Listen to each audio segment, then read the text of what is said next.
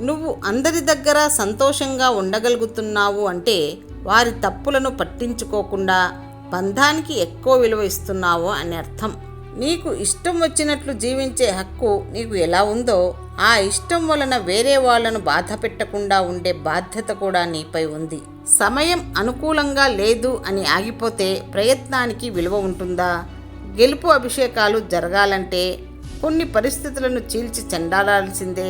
చట్టం ఎప్పుడూ పెన్నుతోనే రాయబడదు, కొన్నిసార్లు ఆయుధాలతో కూడా రాయబడుతుంది. పగను మోయడం వల్ల అది మనల్ని బలవంతులను చేయదు, అది మనల్ని బలహీనులుగా చేస్తుంది.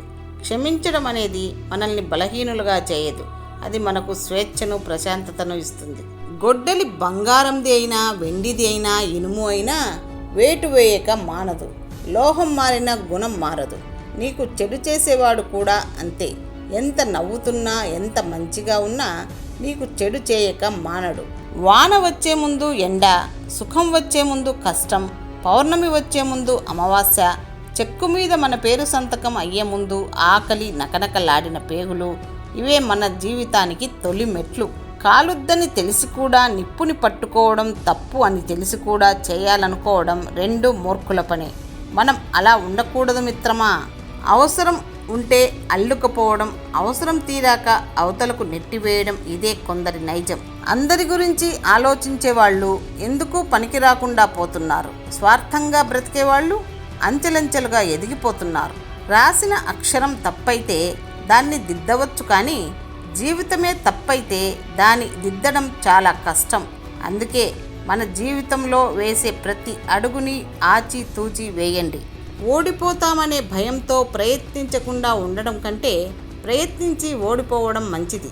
ఒకరి అవసరాన్ని నువ్వు ఎలాగైతే పట్టించుకోవో, ఆ అవసరం అనేది నీకు అత్యవసరంగా మారినప్పుడు అర్థమవుతుంది.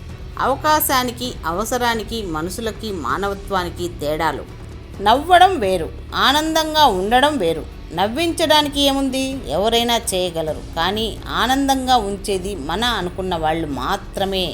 ఓటమిని అంగీకరించేవాడే ఎప్పటికైనా విజయానికి దగ్గరవుతాడు.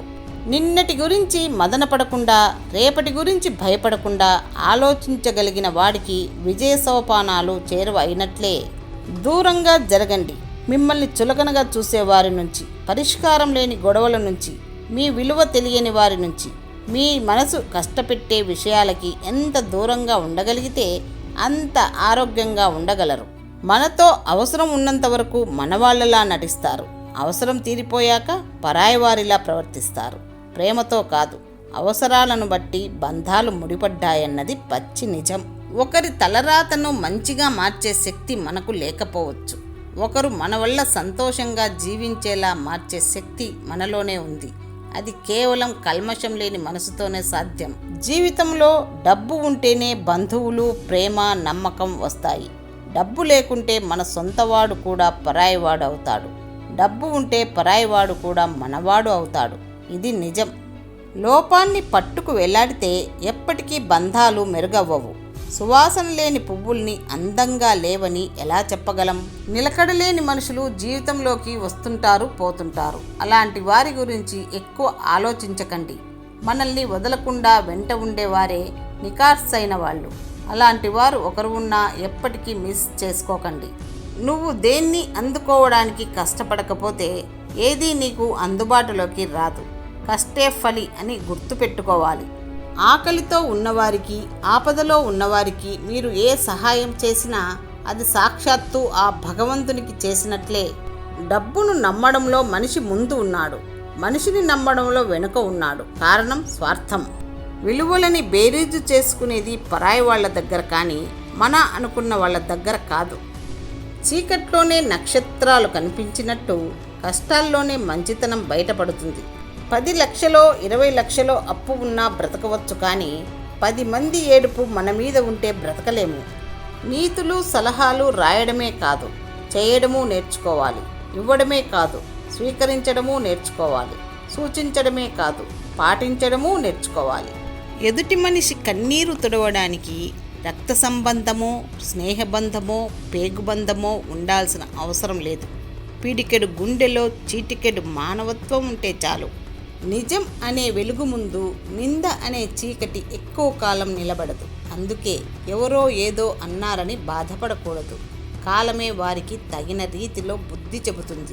ప్రేమ ఆక్సిజన్ లాంటిది. కనిపించదు కానీ బ్రతికిస్తుంది. ఉన్నంతలో బ్రతికేవాడు ఎప్పుడూ ఉన్నతంగానే బ్రతుకుతాడు. ప్రెస్టేజ్కి పోయేవాడు పక్కదారులు పట్టిపోతాడు. నిజానికి నీడకు ఎంత తేడా ఉంటుందో అలాగే మాటలకు, చెప్పుడు మాటలకు కూడా తేడా ఉంటుంది. అర్థం చేసుకోవడం అంటే తినేవి తాగేవి తెలుసుకోవడం కాదు. కోపానికి కారణం, ఆనందానికి అర్థం తెలుసుకోవటం. దొరికిన దానితో సంతృప్తి పడేవాడు ఎప్పటికీ చెడిపోడు. ఎంత దొరికినా అసంతృప్తి పడేవాడు ఎప్పటికీ బాగుపడడు. మనం చుట్టూ నిర్మించుకున్న గోడలు కొన్నిసార్లు మనల్ని బాధ నుంచి దూరంగా తీసుకెళ్తాయి. అయితే మరికొన్నిసార్లు అవి సంతోషాన్ని కూడా అడ్డుకుంటాయి. ఏ కరెన్సీ నోటు మీదైనా గాంధీ నవ్వులో మార్పు లేదు. కానీ మన నవ్వులే కరెన్సీ నోటును బట్టి మారుతున్నాయి. ఒక ఆడది మోసపోతే దానికి కారణం ఆమె అమాయకత్వం. కానీ ఒక మగాడు మోసపోతే దానికి కారణం అతని మంచితనం.